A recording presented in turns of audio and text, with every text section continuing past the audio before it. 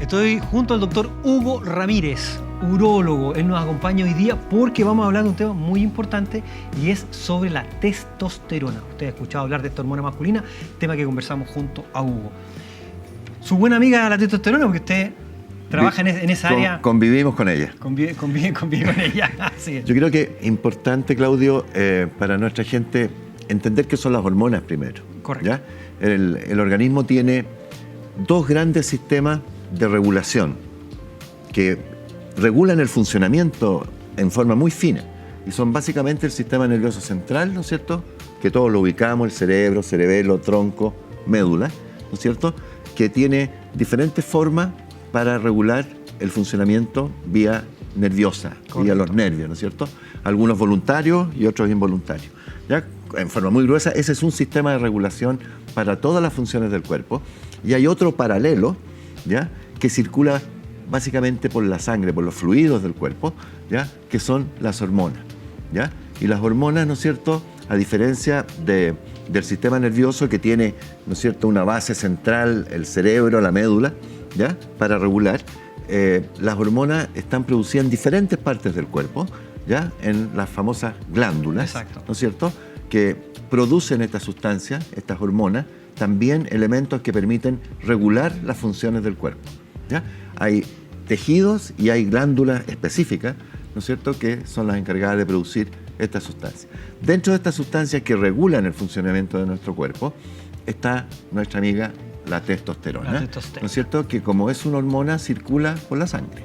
¿Ya? No hay una vía como el nervio, ¿no es cierto?, que se va hacia a la sangre, ¿ya? Y hay un mecanismo de regulación que permite que los niveles de esta hormona permanezcan, ¿no es cierto?, en lo que es útil para nuestro organismo, ¿ya?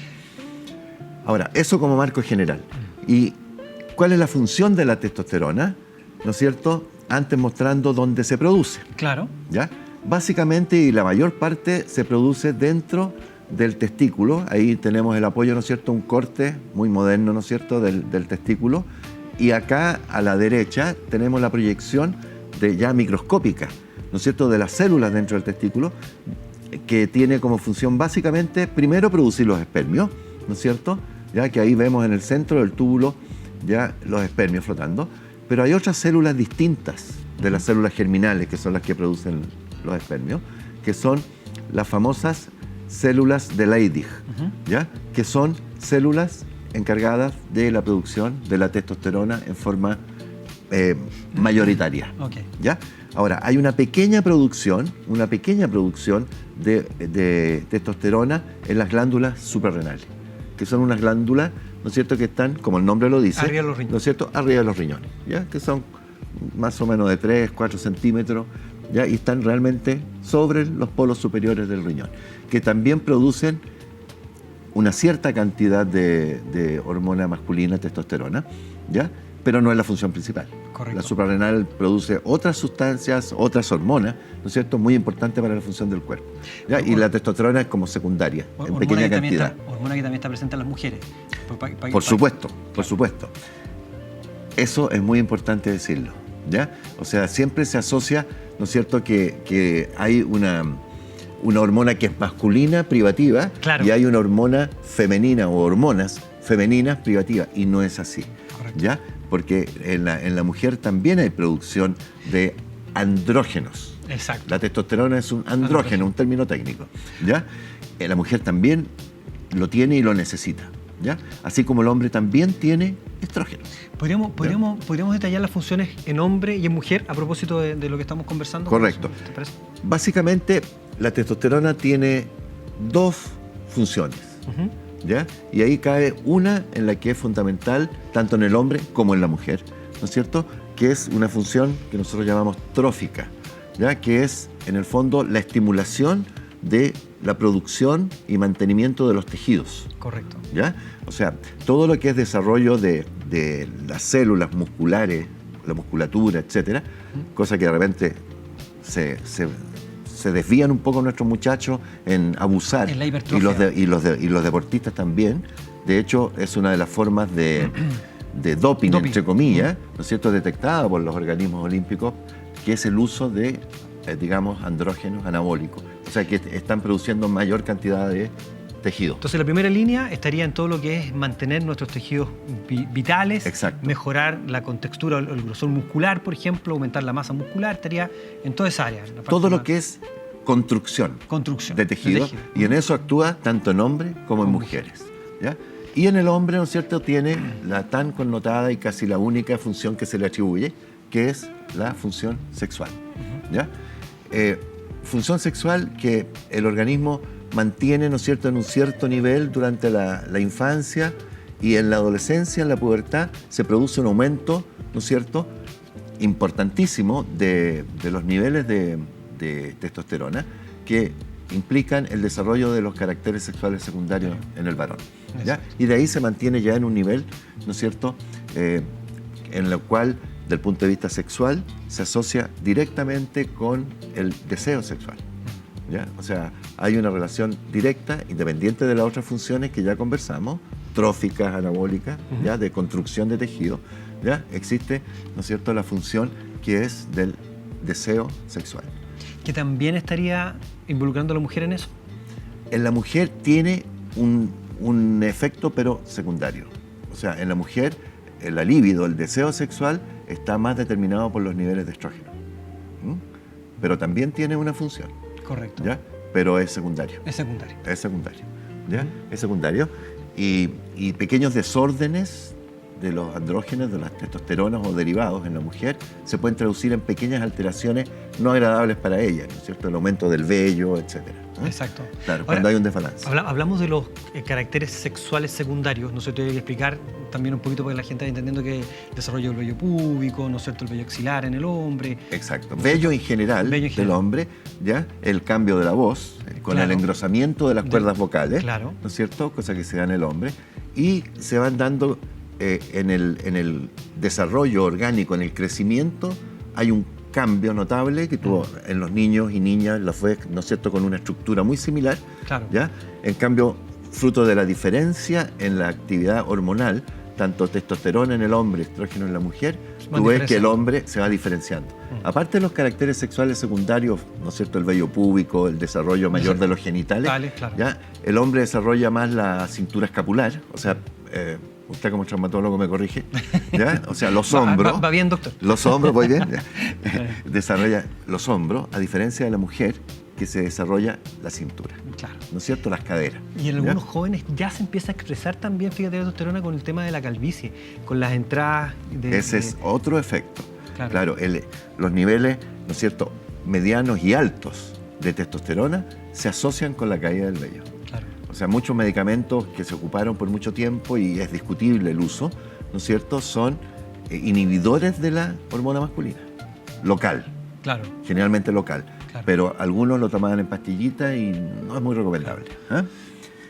Eso es. Entonces, la testosterona, teníamos la gran función, ¿no es cierto?, que era trófica, que, digamos, de crecimiento, de desarrollo del cuerpo, de las células, de los tejidos, ¿ya?, tanto en hombres como en mujeres, y tenemos el efecto en la sexualidad humana, ¿no es cierto?, desde el punto de vista del deseo sexual, ¿ya?, que no es privativo. Sí, para que no se nos vaya el tema de la alopecia, porque algunos ahí van a estar preocupados, en decir, chuta, tengo mucha testosterona, voy a empezar a quedar pelado. Allí hay un patrón que se llama patrón androgenético de perder el cabello, digamos. Por supuesto. Y que se hereda, digamos. O sea, hay personas que, no se les, siendo muy macho, con mucha hormona, no se les cae el pelo hasta bien avanzado, otros se les cae un poquito antes. Pero que tiene que ver un patrón, ¿no es cierto?, de genética en la caída del cabello. No hay una relación entre niveles de testosterona, masculinidad. Exacto, para que no empiecen, porque después empiezan a hacer asociaciones y vamos a salir complicados. Y calvicie, claro. Perfecto. Ahora, estos niveles, ¿no es cierto?, de hormona, en el tiempo, Hugo, empiezan a decaer en el hombre. Tú dijiste ya, pic, pasamos la pubertad, la adolescencia, el joven hay ya un nivel tiene relativamente estable, ¿no es cierto?, que lo edad? medimos en laboratorio, ¿ya? Pero a diferencia de lo que se entendía antiguamente, de que las mujeres tenían climaterio, que las mujeres tenían la menopausia, que es una forma más gráfica, ¿no es cierto?, que es la suspensión de la menstruación, ¿ya?, por un cambio en sus niveles hormonales. En el hombre se suponía décadas atrás de que no, pues el hombre era parejo, era parejito, problema. y no es así. No es así. Efectivamente, ¿no es cierto? Ya en la quinta década, o sea, a los 50 y fracción, muy variable de persona a persona, ¿no es cierto? Así como en la mujer también es variable, en el hombre también Exacto. es variable, ¿ya? Hay una baja en los niveles de testosterona, ¿ya? Que pueden implicar, como pueden no implicar, hablando en sexualidad, ¿no es cierto?, una alteración del deseo, ¿ya? Correcto. Ahí hay mucho mito, porque nos encontramos con climaterios masculinos en que está bajo el nivel normal, no vamos a dar cifras, ¿no es cierto?, pero bajo el nivel exigido para la edad, ¿ya? Bajo ese nivel, sus hormonas, pero sin embargo el deseo sexual está impecable. Correcto. ¿Ya? Y esta es la interacción entre lo que es los dos sistemas de regulación que tiene nuestro organismo. Exacto, endocrino y el neurológico, ¿no? La cosa Mental. central, mental, la cosa psicológica y la interacción que hay a nivel de hipotálamo. Para nuestra gente, la base del cerebro se comunica con las hormonas. Claro. Hay un puente ahí en que se relacionan e interactúan cerebro con hormonas. Entonces hay climaterios masculinos que a nosotros nos debe preocupar desde el punto de vista sexual. En la consulta nos llega, ¿no es cierto?, pérdida del apetito, ¿ya? Y la pérdida del apetito sexual, una causa psicológica, pero la otra también es una baja en las hormonas, ¿ya? Y por lo tanto ahí uno tiene que suplementar. ¿Qué pasa con, y te lo pregunto por jóvenes que hoy día quieren aumentar su masa muscular y están recurriendo, no tan jóvenes, digamos, hombres en general, quieren aumentar su masa muscular y recurren a ponerse externamente testosterona? ¿Qué complicaciones, qué problemas podría tener esta población? Está completamente contraindicado, O sea, el desarrollo de las células musculares, que el número de células, muy parecido al cerebro, ¿no es cierto?, no cambia tanto el número de células en el curso de la vida, ¿ya? Sino que se desarrollan, crecen, se hipertrofian, ¿ya? Se logra mediante el ejercicio, ¿ya? Se logra mediante el ejercicio y con niveles normales de testosterona. Correcto. ¿Ya? Normales. El organismo no necesita más, ni va a responder de mejor manera. Todo lo contrario, el exceso, ¿ya? Estamos hablando de la gente joven que lo busca para hacer crecer la masa muscular, puede producir trastornos, ¿no es cierto?, como debilitamiento, creo que lo hemos visto en algunas Olimpiadas, ¿no es cierto?, de la estructura ósea.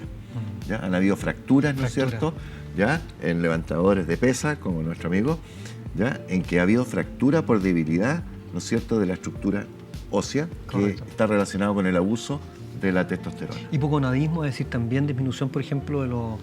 Lo que pasa es que si tú, todo lo que tú aportas desde afuera, inhibe la producción interna. Por lo tanto, los testículos debieran empezar. Porque el cuerpo tiene un sistema de regulación, ¿no es cierto?, de manera que los niveles siempre sean los mismos. Claro. Muy fino, ¿ya? Y por lo tanto está estimulando que se produzca el cierto nivel de testosterona en los testículos y un poquito de la suprarrenal, ¿no es cierto?, que se mantenga ese nivel. Exacto. Si tú le metes testosterona externa, los receptores avisan, hay mucha, por lo tanto testículos no produzcan más. Claro. ¿Ya? Y se pueden producir incluso pequeñas atrofias por el uso y abuso. ¿Infertilidad? Infertilidad no. En cuanto a nuestra población joven que está en la cosa competitiva física, culturista. Correcto. ¿Cierto? Las que les gusta desarrollar masa, ¿ya? Y ojo, en el adulto mayor tenemos que tener mucho cuidado con el abuso de la testosterona, que en algún tiempo se creía, ya desde el punto de vista sexual, que podía estimular al hombre en su deseo sexual, en su actividad sexual también, cosa que es falsa, ¿ya? Ojo, porque tenemos un gran enemigo hoy día con una gran incidencia, que es el cáncer de próstata. Claro. Y el cáncer de próstata es hormonodependiente. Se alimenta de la hormona masculina. Por lo tanto, el aumentar en forma excesiva los niveles de testosterona quizás puede hacer desarrollar un foquito chiquitito de cáncer que no habría aparecido nunca si tú no le mandas un nivel excesivo de hormona. Yo te preguntaba a propósito del suplementar o inyectar, ¿no es cierto?, consumir hormonas, testosterona en el caso de los deportistas. Hablábamos, ¿no es cierto?, del hipogonadismo, las gonas más pequeñitas, testículos pequeños. El tema de la fertilidad puede estar afectado por el volumen de espermatozoides que pueda tener esa persona.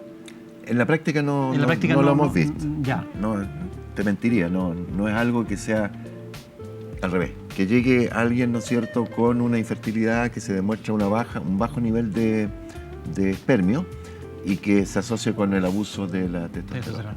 Puede estar descrito, pero en la práctica no lo hemos visto. Correcto. Importante entonces, y poner atención en esto, en que tenemos que controlarnos, todo el control que hace el urólogo no solamente tiene que ver, ¿no es cierto?, con el tema, en el caso del hombre, con la próstata, sino que también con la medición de los niveles de testosterona, que es importante controlar. Yo creo que tenemos, porque en el programa hemos hablado muchas veces del adenoma prostático, del cáncer prostático, que es muy importante, pero no tenemos nosotros los hombres la costumbre de hacer estas mediciones. Tú lo señalabas, era como que siempre la testosterona nos acompañaba pareja y perfecto, pero yo creo que es importante también que las personas activamente sepan que hay que medir esos niveles. Hoy día, afortunadamente, nuestra gente ya tiene la preocupación. Ya. Está más informada. La gente más longeva está más informada y más preocupada de mantener una actividad normal. ¿Ya? O sea, los niveles de hormonas los estamos pidiendo habitualmente. Perfecto. En los controles. Buenísimo, don Hugo. Muchísimas gracias por estar hoy día con nosotros en el programa. Saludos especiales a Clínica Maitenes en Melipilla y Red Salud Providencia. Y Red Salud Providencia. Hacemos la pausa y estamos con ustedes.